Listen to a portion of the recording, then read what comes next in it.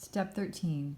To finish the inside of the waistband, you will turn your facing. Here's your facing. You turn it to the inside and you press it. So you want that seam to be pressed so it's right on the edge or slightly inside. Then on the edges where your zipper opening is, you can trim diagonally into the corner to reduce some of the bulk. Fold that excess seam allowance inside and tuck it and pin it in place. You want this folded edge of your facing to be away from the zipper teeth so the zipper pull can slide nicely up and down. So you can pin that in place, and you do that to both sides. And after you do it, you get your needle and thread and prepare it, and you will slip stitch the inside. So everything's pinned in place, and a little reminder of how to do the slip stitch. You're taking a fold right in the inside, you're taking a stitch right in the inside of this fold, then you come down and take a stitch into the zipper tape. Pull that stitch tight and repeat it where you're taking your needle, going right inside of this folded edge you're facing. Then you take a small stitch right in the zipper tape. And you continue that stitching down the entire folded edge of your facing and bring it to the end and tie a knot. That's how you finish the both sides of the inside of your zipper. And the next thing you want to do is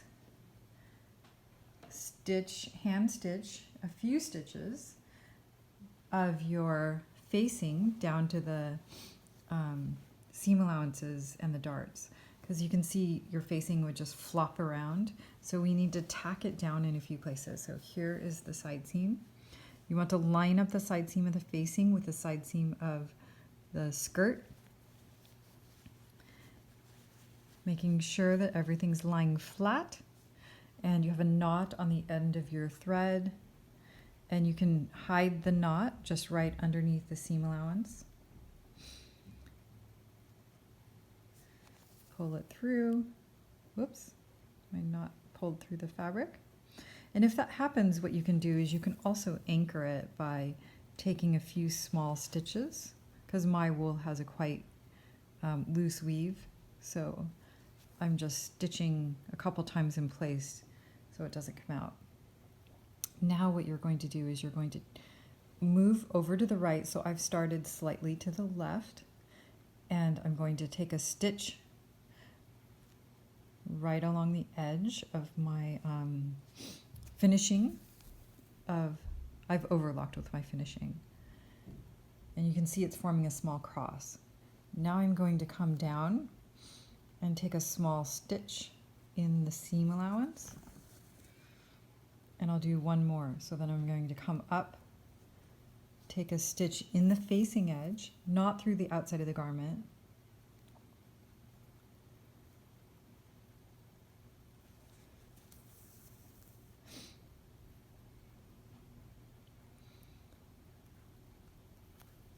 make sure it's secure, and then you can tie a knot, or the alternative of that, which I'm going to do now, is 3 small stitches in the same place if you're working with a fabric that has a very loose weave.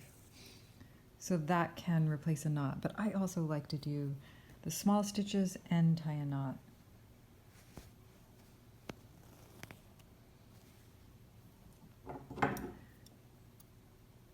So you want to do that to both of your seam allowances, your side seams. Here I've completed this side. I think it's also a good idea to do this at the darts. So you have this excess allowance that will not show through the outside of the garment, and you can tack that facing down to the darts. That will complete the inside of the facing.